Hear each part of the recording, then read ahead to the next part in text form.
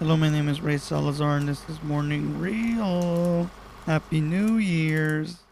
This is a 3 to 4 to 100 minute or so podcast. The movies I review of all kinds of shapes and sizes, calibers, nationalities, you name it, and special occasions such as the New Year.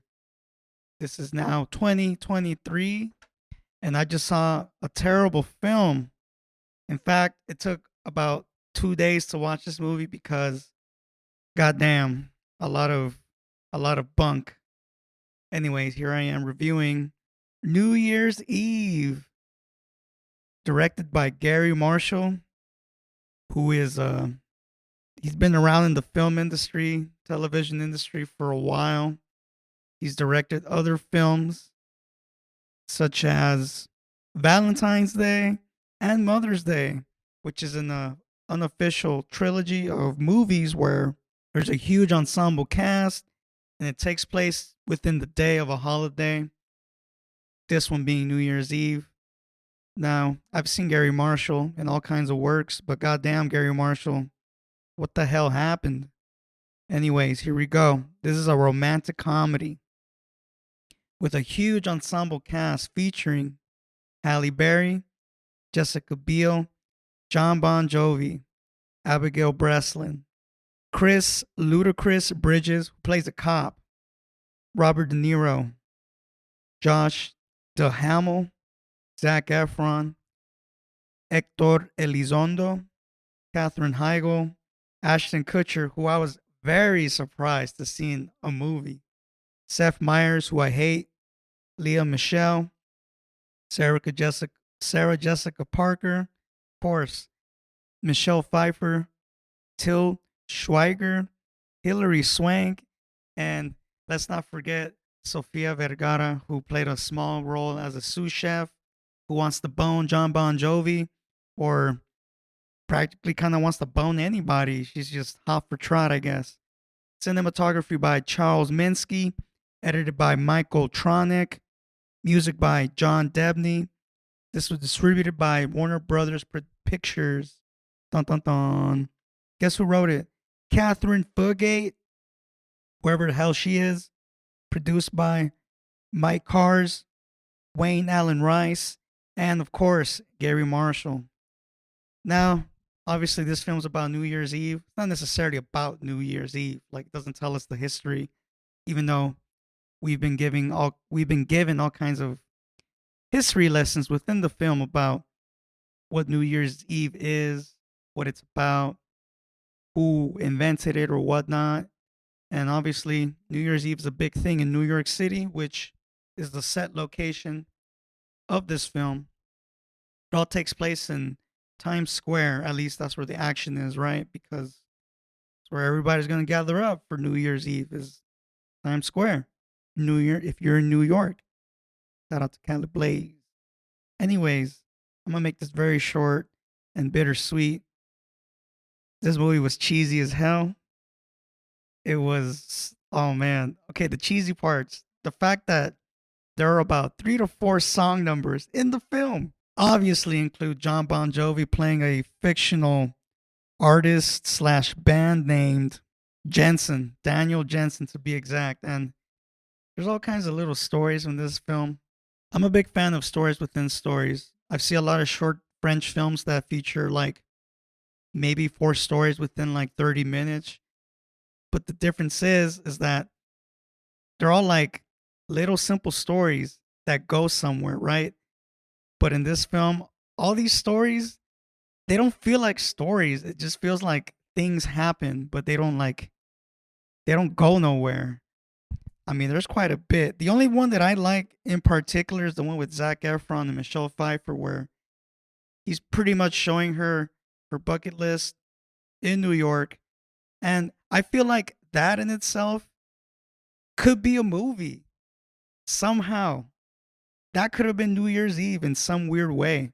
Or that could have been, at least out of those stories, could have been like top three.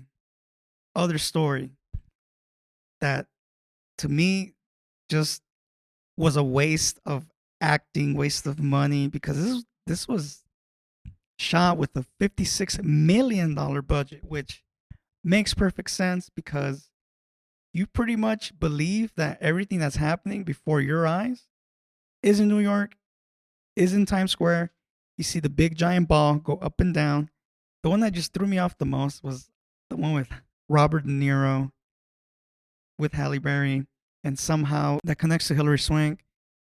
It's hard for me to pretty much tell the whole main story. All right, so the whole main story is basically Hilary Swank's character. She's the head of the New Year's Eve commission or whatever. Problem happens, the ball doesn't go up when it's supposed to go up, and now she's got to find somebody to fix the problem within a couple of hours of midnight, right? That's pretty much the whole plot, at least for her. Then you got other subplots happening that don't go nowhere, but that's pretty much the main plot. Like if anything made sense, if there was the most illogical plot is that the ball needs to go up before midnight and come down. And to me, that's a pretty logical plot because everybody's here to watch that ball go up and down, regardless of what the hell's happening in everybody else's lives. It's all about me, and the ball drop. Everything else should be a little irrelevant, but it's not. I guess Garry Marshall, or rather Catherine, tried her best to try to make this a cute New Year's Eve uplifting story, but the upliftingness is sort of empty. It's like hollow. You know, there's no real things going. It's just like little things that happen in your daily life, and some of it means something, some of it doesn't mean anything. Like the sub story with the pregnant women trying to give birth before, or rather trying to give birth on New Year's Day so they can win some big ass wad of cash of like, I don't know, like 35 G's, 25 G's. Like it's like it makes any sense, right? To begin with. Nothing happens. They give birth. Like nothing happens to these people. They just sit and wait and they give birth. And it's all comedy, you know, they try to make it all comedic and everything, but nothing really happens. Like nobody, there's no suspense really. There's really no suspense. It's just cute shit. And for a movie like that with an ensemble cast, it just cannot work. It's hard to share roles like that. Like Robert De Niro's role, I wish they had a better role for him. They pretty much set him up to die, and I don't know if he died or not. Not really said, at least to my knowledge, it's not really said. But this guy just wants to see the ball drop on the roof of the hospital that he's staying at, and this guy is supposedly dying, and this could be his last night to live. Literally, he pretty much told him, "Hey man, you might not even make it to midnight. Who the fuck knows?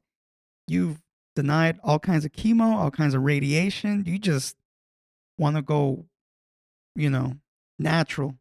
There's nothing that really goes on with the Robert De Niro story besides the fact that he ends up getting his way. You know, he sees the ball drop. I won't say how or who, but it happens. I will give this film, honestly, because I feel like it did try. I just couldn't. I couldn't take their shit, man. I couldn't buy it. I just couldn't buy it. I will give it a 2 out of 4 tokes. I will give it 2.5 if it really pushed the envelope a little bit, but it didn't.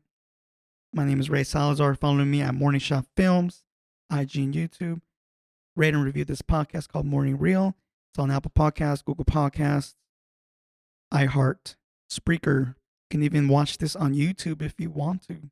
But go to Apple. Tell me what you want. Tell me what you like. Tell me what you don't like. Bring it. Thank you.